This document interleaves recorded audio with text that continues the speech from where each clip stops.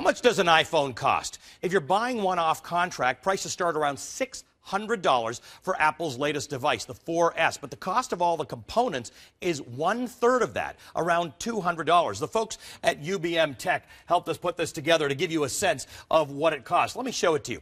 The memory, which is this over here, it says Toshiba on it, it's made in Japan, costs about $38. 32 gigabytes costs Apple about $38. The cellular radio, this is the cell, and the connectivity, this is the Wi-Fi. Those pieces cost about $29. The camera over here costs about $18, and this over here is the battery. It costs about $5. Now, when you take the battery out, what you have underneath it is the processor. This is the brains of the operation, this part right here and the associated parts. The processor alone costs about $26. Now, here's the part that you get to enjoy mostly when you've got an iPad, and that is the display and the case. The display and the touch screen, this part here, costs about $31. The enclosure, the PCBs, which are the printed circuit boards, they're the little electronic parts inside, and supporting materials, ends up costing about $56. So let's take a look at what the total operation ends up costing us. The total cost here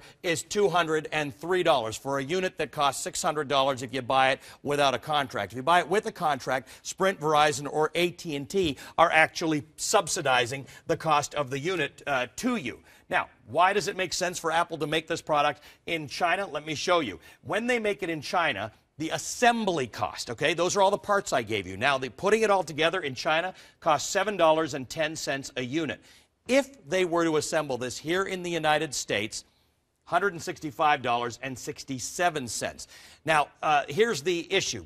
When you sell something, you have a gross margin. A new report from the Center for Research on Sociocultural Change says Apple can, in fact, afford to assemble the iPhone in the United States. The center calculated that each iPhone takes 8 hours of labor to assemble. That's that, 8 hours of labor. And in the United States, this is what 8 hours of labor would cost. It's more than 23 times the price. Gross margin is what Apple makes on it. When they make it in China, they have a gross margin per unit of 71.7%. That's their margin. That's their profit before other expenses. If they made it in the United States, this 71.7% would drop down to 46.5%. Now, Apple isn't hurting for cash. The company took in $39.2 billion in revenue for the first 3 months of this year. It sold 35 million iPhones. That's 16,000 iPhones an hour. Christine joins me now. Christine, is it fair to say Apple can afford to assemble the iPhone in the United States? Absolutely. I mean, the company at the end of the quarter was sitting on $110 billion in cash, Allie, and the company had the challenge of figuring out what to do with all the money it was minting from making these products.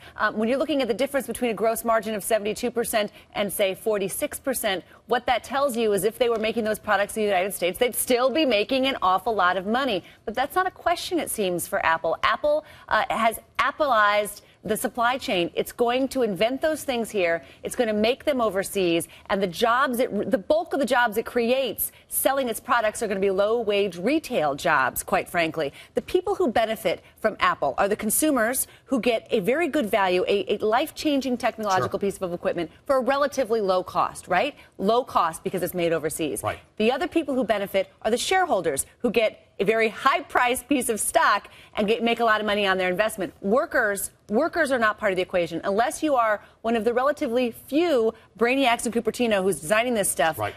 Workers are not who get rich in Apple. And this is Apple has had a light on them for a little while because they are so big, because they actually put that light on their supply chain and manufacturing process. But everybody does this. A lot of people do this, but you've heard more and more calls for this company, this iconic American inventor, Apple. Look, right. if you have so much money that investors, the big investors and analysts are saying, we're worried, you have too much money in the bank. Why wouldn't you have some factories here? Why wouldn't you open up some factories in the United States?